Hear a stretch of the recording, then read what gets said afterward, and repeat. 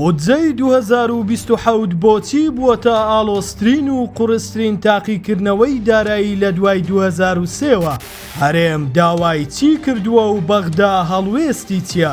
ئایا عێراق بەرەو تەنگەشەیەکی دارایی بێوێنە هەنگاو دەنێت؟ پەرلەمانتاران هۆشداری دەدەن بودجەی ساڵی 2027 با گرێکوێرەیەکی سیاسی و ئابووری دادەنێن کە لە دوای ڕوخانی ڕژێمی پێش و وێنەی نەبووە.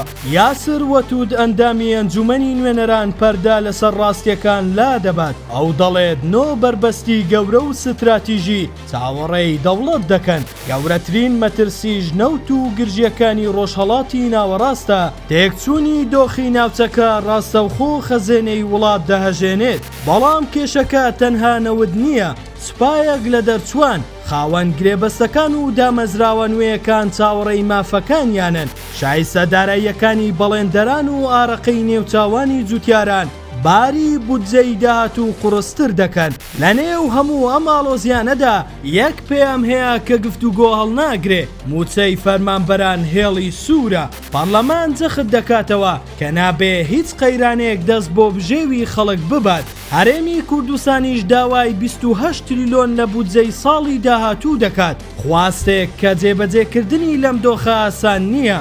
وەزارەتی دارایی عێراق داوای کردووە شاندێک لە هەرێم بۆ گفتوگۆ سەردانی بەغدا بکات. ئەمەش دەستپێکە بۆ سەرهەڵدانی ناکۆکیەکان. ئێستا وەزارەتی دارایی لە بەردەم تاقیکردنەوەیەکی مێژوویدایە. ئایا حکوومەت دەتوانێت بە چارەسەری واقعی ئەم کەشتیە لە گەردەلوولە داراییەکەی 2027 ڕزگار بکات؟